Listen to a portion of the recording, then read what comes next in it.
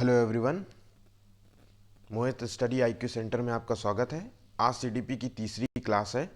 Topic है शिक्षण विधियाँ। बहुत इंपॉर्टेंट टॉपिक है, इससे एक से दो क्वेश्चन ज़रूर आते हैं। ठीक है, तो आइए जानते हैं कि टीचिंग मेथड क्या होता है। प्लीज़ चैनल को लाइक सब्सक्राइब ज़रूर करें। ठीक है, तो टीचिंग मेथड जो होता है, एक टीचर के द्वारा कैसे किसी टॉपिक को पढ़ाया जाता है, उसी को टीचिंग मेथड कहते हैं। एक टीचर के द्वारा किस किन तरीक़ों से पढ़ाया जाता है, उसी को टीचिंग मेथड कहते हैं। ठीक है, ये कई प्रकार की होती हैं, जैसे खोज के माध्यम से पढ़ाना, ट्यूटोरियल के माध्यम से पढ़ाना, बोर्ड के माध्यम से पढ़ाना, बुक्स के माध्यम से पढ़ाना, ये सभी इसके प्रकार हैं। तो कई प्रकार से टीचिंग मेथड पढ़ाया जाता है। जैसे आज बच्चों को पढ़ाने के लिए जो है इन्हीं टीचिंग मेथड का प्रयोग किया जाता है। ठीक है, तो आइए शुरू करते हैं। जो जो शिक्षण विधियां होती हैं, ठीक है, ये दो प्रकार से होती हैं। एक तरीके से दो प्रकार की होती हैं, एक टीचर सेंटर्ड होती है और एक स्टूडेंट सेंटर्ड होती है। इसमें जो है टीचर का रोल सबसे ज़्यादा होता है, और जो स्टूडेंट्स छात्र केंद्रित विधियां होती हैं, इसमें स्टूडेंट्स की जो रोल होता है उसमें ज़्यादा होता है स्टूडेंट्स का। टीचर का रोल ना के बराबर होता है। तो उसी को जानते हैं। जो जो शिक्षक केंद्रित जो विधियां होती हैं वो करीब चार प्रकार की होती हैं। एक व्याख्यान विधि, ठीक है, एक प्रदर्शन विधि, एक ट्यूटोरियल विधि और एक विवरण विधि। हम इनको आगे विस्तृत रूप से चर्चा करेंगे। और उसी प्रकार से ये आपको याद रखना है कि टीचर सेंटर्ड कौन सी विधियां होती हैं। यही क्वेश्चन में आएगा कि प्रदर्शन विधि टीचर सेंटर्ड है कि छात्र सेंटर्ड है।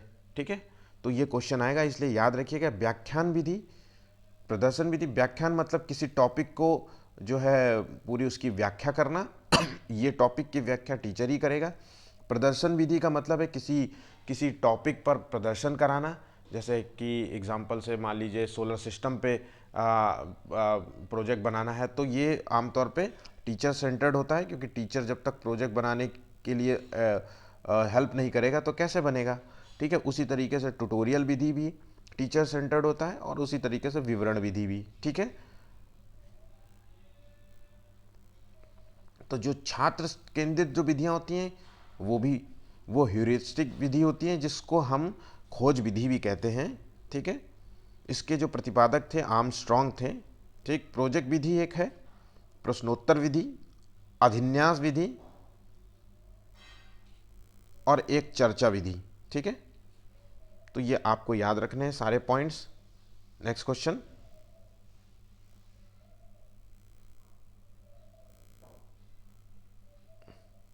आइए एक एक बारे में चर्चा करते हैं। टीचिंग जो मेथड आता है वो पहला जो है स्टोरी टेलिंग मेथड है। ठीक है, स्टोरी टेलिंग मेथड का मतलब है कहानी कथन विधि जिसे कहते हैं। ये सबसे ज़्यादा बच्चों को सबसे ज़्यादा प्रभावित करती है, पसंद बहुत अच्छी है, बच्चों को बहुत पसंद कर आती है। क्योंकि इसमें क्या होता है, टीचर जो होता है या माता पिता जो होते हैं अपने बच्चे को जब पढ़ाते हैं तो स्टोरी के माध्यम से पढ़ाते हैं, और बाकायदा हाथी घोड़े की कहानियाँ सुनाते हैं, है ना। और इस तरीके से होती है कहानियों के माध्यम से पढ़ाया जाता है बच्चे को, ताकि उसका इंटरेस्ट पढ़ाई में जगे। ठीक है, तो इससे क्या होता है कि इसके फ़ायदे क्या होते हैं स्टोरी टेलिंग के माध्यम से, कहानी कहानी सुनाने से। तो बच्चा जो है उस पर फोकस रहता है, कहानी सुनने में उसका मन लगा रहता है, उसका ध्यान उस पर लगा रहता है, और उससे ध्यान से उसका जो बौद्धिक विकास भी होता है। ठीक है, उसकी जो है जब हम बच्चे इमेजिनेशन क्षमता बढ़ेगी। जब हम बच्चे से कहते हैं कि जब हम बच्चे से कहते हैं कि एक हाथी और घोड़े की स्टोरी सुनाते हैं, तो वो लिंक करता है कि हाथी कैसा होता है, उसने कैसे कैसे उसने नदी को पार किया। इस तरीके से जब स्टोरी में हम तो उसकी इमेजिनेशन बढ़ती है, उसी स्टोरी को वो लिंक करने की कोशिश करता है। और स्टोरी टेलिंग से जो है उसमें जो वोकैबलरी जो क्षमता जो एक वोकैबलरी बोली जाती है, शब्द भंडार, इससे बच्चे का बढ़ता है। ठीक है, तो इससे बच्चे का जो है पढ़ाई में इंटरेस्ट होता है, वो उन चीज़ों के बारे में जानने की कोशिश करेगा जिसके लिए आपने स्टोरी सुनाई है। ठीक है, अगर बच्चा छोटा है तो उसको हाथी घोड़ा इस टाइप की कहानियाँ सुनानी पड़ती है, मगरमच्छ की कहानियाँ सुनानी पड़ेगी, है ना। मुझे याद नहीं आ रहा है कि कौन कौन सी कहानियाँ बच्चों के लिए है, ठीक है। और किसी के बारे में इंटरेस्ट बढ़ाना है तो जैसे भगत सिंह के बारे में अगर आप बात करते हैं, आइंस्टाइन के बारे में बात करते हैं, तो उसको जानने की इच्छा होगी कि भगत सिंह है कौन, उनके क्या, उन्होंने क्या क्या किए हैं। इससे बच्चे में जो है रीजनिंग जो है वो क्षमता बेहतर होती है, ठीक है। दूसरा जो है वो टेक्स्ट बुक मेथड है। टेक्स्ट बुक मेथड है, ये पुस्तक विधि जिसे कहते हैं, ये टीचर सेंटर्ड होती है, टीचर पे ज़्यादा केंद्रित होती है, ठीक है। तो इसमें क्या होता है, टेक्स्ट बुक में होता है एक, आप जब किसी क्लास में होते हैं तो आपको एक सिलेबस दिया जाता है, उसके साथ साथ आपको उस सिलेबस के लिए, उस सिलेबस को कंप्लीट करने के लिए एक बुक दी जाती है, ठीक है। तो उस बुक को आप पूरा topic lesson wise, lesson one, lesson two, lesson three इस टॉपिक वाइज आप उसको कंप्लीट करते हैं। टीचर बोर्ड में आपको पढ़ाता है, बोर्ड में आपका पूरा टॉपिक कंप्लीट करता है, आप उसके नोट्स बनाते हैं। तो ये टेक्स्ट बुक मेथड, ये वही मेथड है। आप आमतौर पे जो है स्कूल और टीचर पे पूरा फोकस होते हैं, है ना। जब आप टीचर आपको जो भी पढ़ाएगा आप वो सब कुछ पढ़ते हैं, ठीक है। तो ये आमतौर पे ये थोड़ा सा कभी कभी क्या होता है, पढ़ते पढ़ते लड़के बोर हो जाते हैं उस टॉपिक को। तो उसमें ये होता है कि इंटरेस्टिंग बनाने के लिए, उस टॉपिक को इंटरेस्टिंग बनाने के लिए, बुक को इंटरेस्टिंग बनाने के लिए उसमें कुछ पिक्चर्स ऐड कर देना चाहिए, उसमें कुछ पिक्चर्स ऐड कर देना चाहिए। और पिक्चर्स क्या, जैसे आपने क्लासमेट की बुक्स कॉपियाँ खरीदें तो उसके पीछे जो है कोटेशंस लिखी रहती हैं कि कौन कितने दिन में क्या होता है ना, या देश कब आज़ाद हुआ, है ना, देश के झंडे का रंग क्या है, इस तरीके की चीज़ें होती हैं। तो आपका जो है नई नई चीज़ों के बारे में जानने की इच्छा होती है, किसी देश का झंडा किस तरीके से होता है ना। तो ये उसको इंटरेस्ट बढ़ाने के लिए भी आप उसमें पिक्चर्स ऐड करते हैं। नेक्स्ट टॉपिक है लेक्चर विधि जो होता है, इसे, ये भी एक टीचर सेंटर्ड होता है, व्याख्यान विधि जिसे कहते हैं। ये चॉक डस्टर मेथड भी होता है, क्योंकि लेक्चर जो होता है वो क्लास में दिया जाता है, ठीक है। और क्लास में दिया जाता है और क्लास में जो है चाक डस्टर का प्रयोग करते हैं। आजकल वाइट बोर्ड भी आता है तो मार्कर का भी प्रयोग करते हैं, ठीक है। तो टीचर की इसमें भूमिका सबसे ज़्यादा होती है ना। तो लेक्चर क्या होता है, लेक्चर पढ़ाने में क्या होता है, टीचर का सबसे बड़ा रोल होता है कि वो लेक्चर जब क्लास में दे, ठीक है, जब वो लेक्चर क्लास में दे तो वो इंटरेस्टिंग तरीके से पढ़ाए बच्चे को, ठीक है। बच्चा क्या होता है, बहुत जल्दी क्लास में बोर होने लगता है, उसको नया नया कुछ चाहिए, ठीक है। तो टीचर के ऊपर ज़्यादा फोकस रहता है कि ताकि उसे इंटरेस्टिंग तरीके से उसे पढ़ाए, ठीक है। और जो लेक्चर हो वो लॉजिकल, क्लास में जो टॉपिक होता है उसी पे डिपेंड हो, पूरा उसी पे ही आधारित हो। ऐसा नहीं हो कि आप पढ़ा कुछ और रहे हैं और लेक्चर किसी और चीज़ का दे रहे हैं। और सिस्टमैटिक हो, एक क्रमबद्ध तरीके से हो। आप किसी टॉपिक को अगर आप पढ़ाते हैं तो उसको क्रमबद्ध तरीके से पढ़ाएं। ऐसा नहीं कि अभी कुछ और पढ़ाया, फिर टॉपिक का अगला पॉइंट कुछ और ले लिया, फिर उदाहरण किसी और का ले रहे हैं। तो ऐसा नहीं होना चाहिए, एक सिस्टमैटिक हो, लॉजिकल हो उसमें, ठीक है। क्लास में जो है टीचर जो पढ़ा रहा हो वो लॉजिकल हो, ठीक। समझ गए होंगे ये बात। नेक्स्ट है, इसकी जो कमियां क्या होती हैं, ये बहुत इंपॉर्टेंट है क्योंकि आमतौर पे इसकी कमियां पूछ ली जाती हैं कि जो लेक्चर मेथड होता है इसकी कमियां क्या हैं। तो लेक्चर जो होता है, कभी कभी क्या होता है, टीचर इतना उबाऊ तरीके से पढ़ाने लगता है कि वो क्लास जो होती है बोरिंग हो जाती है। इसीलिए उसको इंटरेस्टिंग बनाने के लिए थोड़ा डिफरेंट तरीके से पढ़ाना पड़ता है, ठीक है। लर्न बाय डूइंग के अगेंस्ट है, करके सीखना, मतलब जब बच्चा खुद से कुछ करता है तो वो जल्दी सीखता है और लंबे समय तक के लिए सीखता है।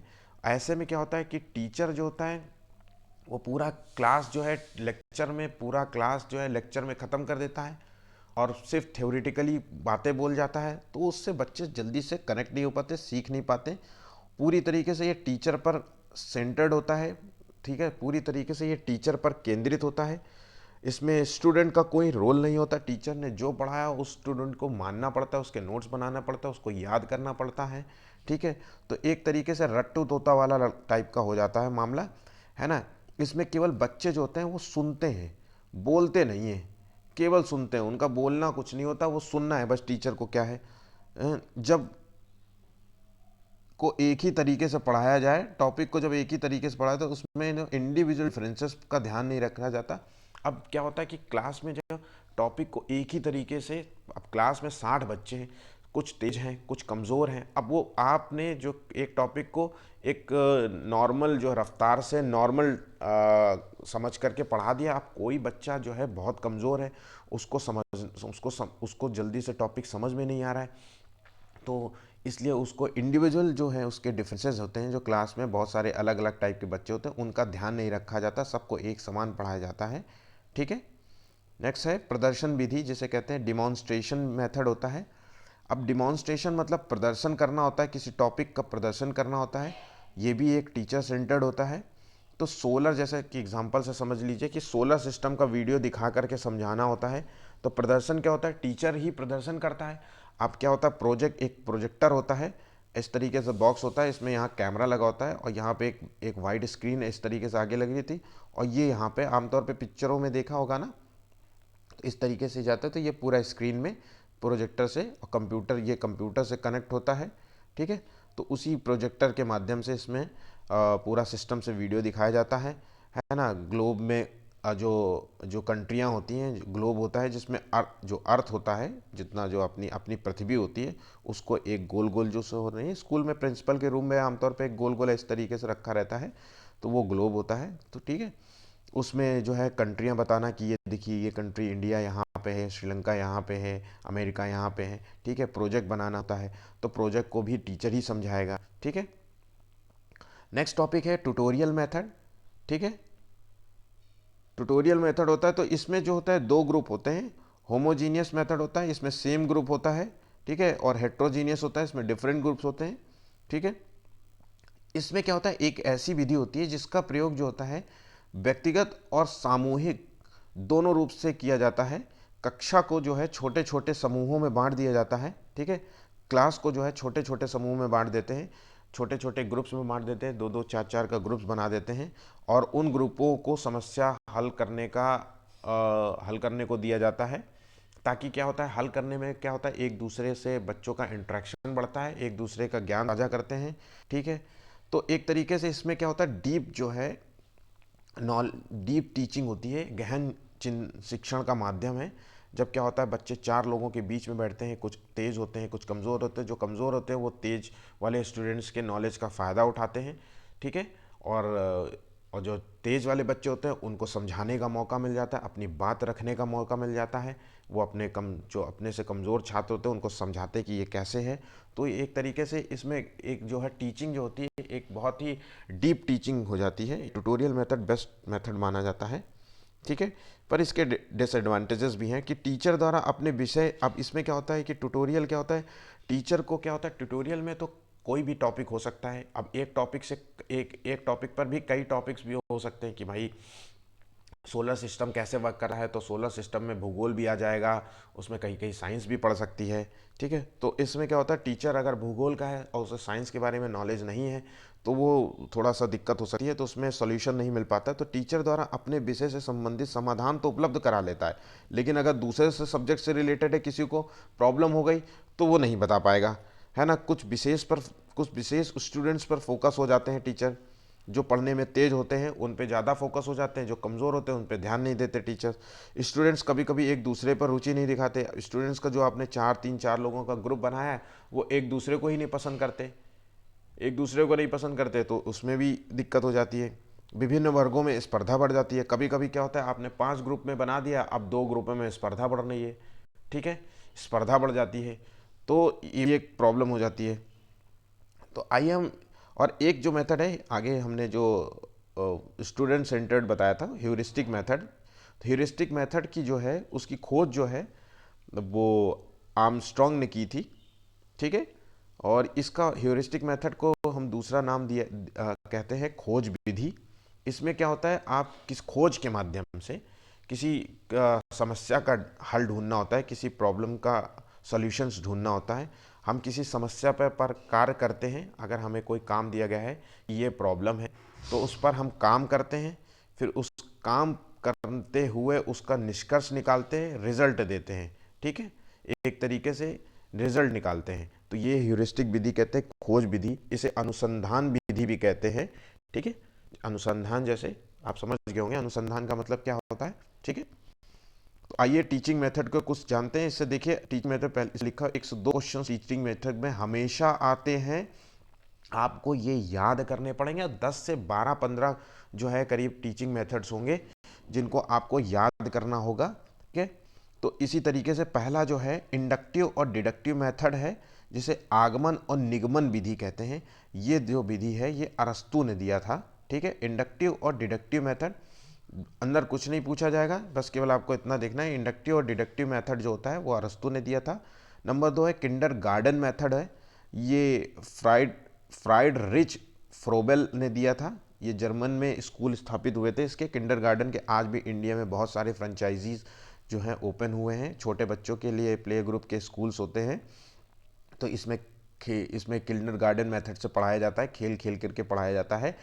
तो इसका नाम याद रखिएगा, फ्रोबेल है, फ्राइड रिच फ्रोबेल। आखिरी वाला जो नाम है यही क्वेश्चन में आता है, फ्राइड रिच नहीं आएगा, ध्यान रखिएगा।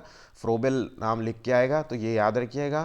फ्रोबेल बेल जो है किसी गार्डन में लगी हुई है, याद रखिएगा, किसी गार्डन में जो है बेल लगी हुई है, ध्यान रखिए। इसी तरीके से मैंने याद किया तो आपको भी मैं बता देता हूँ। दूसरा है प्लेवे मेथड है, जो है खेल विधि जिसे कहते हैं प्लेवे मेथड। ये भी फ्रोबेल ने दिया था, फ्राइड रिच फ्रोबेल ने दिया था। और ये खेल विधि नाम दिया था हेनरी कोल्डवेल कुक ने दिया था। ये दोनों आपको याद रखना है, हेनरी कुक ने दिया था ये नाम। ठीक है, चौथा जो है ब्रेन स्टॉर्म मेथड है, ब्रेन स्टॉर्म मेथड है, ये दिया था ऑसबर्न ने। हमने पहले ही कहा कि ऑसबर्न याद रखना है, ये दो टर्म नहीं आते हैं, कभी नहीं पूछते। ऑसबर्न ने दिया था। तो स्टॉर्म एक तूफान होता है और बर्न मतलब जल जाना होता है, तो ऐसे याद कर लीजिए कि दिमाग, ब्रेन मतलब दिमाग, दिमाग का तूफान, मेरा दिमाग जल गया। ठीक है, इस तरीके से याद कर सकते हैं। नंबर जो 5 नंबर है डाल्टन मेथड है। ठीक है, ये जो है पार्क हर्स्ट ने दिया था। डाल्टन टन है, इसमें टन का प्रयोग किया गया है। तो पार्क जो है, पार्क में बहुत सारे पेड़ हैं, उसमें पेड़ से जो है लकड़ियां जो है बहुत टन, 1 2 टन 10 टन की लकड़ियां मिलती हैं, निकल आएंगी अगर पेड़ काट दिए जाएं। तो इस तरीके से याद करते हैं। डाल्टन मेथड जो है पार्क हर्स्ट ने दिया था। प्रोजेक्ट विधि जो है, जिसे हम लर्निंग बाय डूइंग कहते हैं, प्रोजेक्ट में है करके सीखना होता है किसी काम को। ये जो थ्योरी दी थी किल पैट्रिक ने दिया था। ठीक है, किल मतलब ट्रिक, किल मतलब मार देना होता है, और ट्रिक मतलब होता है ट्रिक दिखाना होता है ना। तो ट्रिक मतलब प्रोजेक्ट में, आपको प्रोजेक्ट में पास होने के लिए कुछ उसमें नए नए ट्रिक्स दिखाना पड़ता है। ठीक है, याद रखने के लिए मैं बता रहा हूँ केवल। 7 पॉइंट होता है ह्यूरिस्टिक विधि, जो उसे कहते हैं अन्वेषण विधि।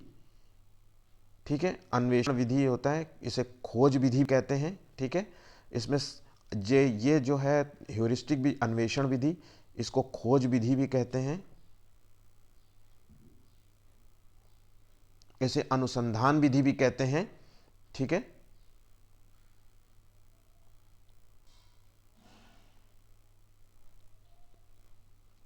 ये आर्मस्ट्रॉन्ग ने दिया था ये थ्योरी। ठीक है, ये मेथड आर्मस्ट्रॉन्ग ने दिया था, इंपॉर्टेंट है। इसमें समस्या का हल ढूंढना होता है, उस समस्या पे कार्य करते हुए आपको रिजल्ट निकालना होता है। ठीक है, माइक्रो टीचिंग जो होती है, ये ड्वाइट एलन ने दिया था। माइक्रो टीचिंग जो है ड्वाइट एलन ने दिया था। 9वां नंबर है क्वेश्चन आंसर मेथड, जो है प्रश्नोत्तर विधि, बहुत इंपॉर्टेंट भी है। प्रश्नोत्तर विधि है, ये सुकरात ने दिया था। ठीक है, ज़्यादा मैं इसको डीप में नहीं समझा रहा हूँ, क्योंकि ये वेस्ट है बेफालतू में। बस केवल आपको नाम याद रखना है कि प्रश्नोत्तर विधि, प्रश्नों और उत्तर के माध्यम से इसमें पढ़ाई होती है। एक क्वेश्चन पूछा जाता है, उसका जवाब देंगे। तो ये जो है सुकरात ने दिया था। सोशियोमेट्री जो मेथड है, जिसे समाज मितीय विधि कहते हैं, इसे समाज मितीय विधि कहते हैं, ये मोरेनो ने दिया था, जेकब मोरेनो ने दिया था, याद रखिएगा। मॉन्टेसरी मेथड जो है मॉन्टेसरी ने दिया था, सेंस बेस्ड टीचिंग होती है, मॉन्टेसरी मेथड मॉन्टेसरी ने दिया था। प्रोग्राम जो है लर्निंग मेथड होता है, वो स्किनर ने दिया था। प्रोग्राम लर्निंग मेथड स्किनर ने दिया था, ध्यान रखिएगा, खूब पूछा जाता है। प्रोग्राम इंस्ट्रक्शन जो है वो नॉर्मन काउडे ने दिया था। ठीक है, ये कुछ ज़्यादा ऑसबॉर्न ने दिया था, विनेट का मेथड है, ठीक है। ये दो इतना कुछ खास नहीं है, कभी नहीं पूछा गया है, मैंने लिख दिया था केवल। 5 स्टेप जो लेसन प्लान होता है ये हॉर्बर्ट ने दिया था, ठीक है, ये याद रखिएगा, इंपॉर्टेंट है। 5 स्टेप जो लेसन प्लान है हर्बर्ट ने दिया था, ठीक है। ब्रेल लिपि जो है, ब्रेल लिपि जो है वो लुई ब्रेल ने दी थी। ब्रेल लिपि आमतौर पे जो होता है अंधे होते हैं जिनको आंखों से दिखता नहीं है उनकी लिपि होती है। ऐसे उसमें जो है पेपर में इसके के लिए इसमें खास तरह का पेपर होता है, उसमें जो है थोड़े से उभार होते हैं शब्दों के, वो हाथ से स्पर्श करके समझते हैं कि क्या लिखा है, ठीक है। तो ब्रेल लिपि उसे कहते हैं। बेसिक एजुकेशन जो है वो महात्मा गांधी ने दी थी। बेसिक एजुकेशन की जो विधि है वो महात्मा गांधी ने दी थी, बहुत इंपॉर्टेंट है। जो अनुकरण विधि जो है, इमिटेशन विधि जो है, वो अल्बर्ट बंडूरा ने दिया था, ठीक है। अनुकरण जो है, इमिटेशन विधि जो है अल्बर्ट बंडूरा ने दिया था। साइंटिफिक मेथड जो है फ्रांसिस बेकन ने दिया था। याद रखिएगा, बेकन नाम याद रखना है बस आपको, ठीक है।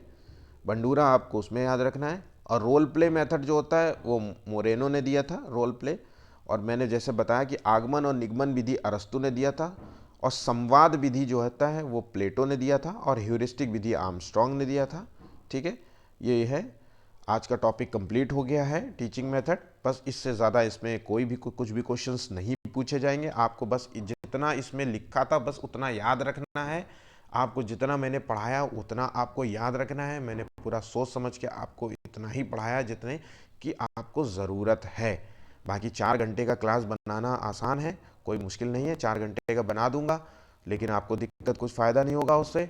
आप 1 घंटा पढ़ते रहेंगे, उस टॉपिक पे झूलते रहेंगे, नोट्स बनाते रहेंगे, और आपका टाइम भी वेस्ट होगा।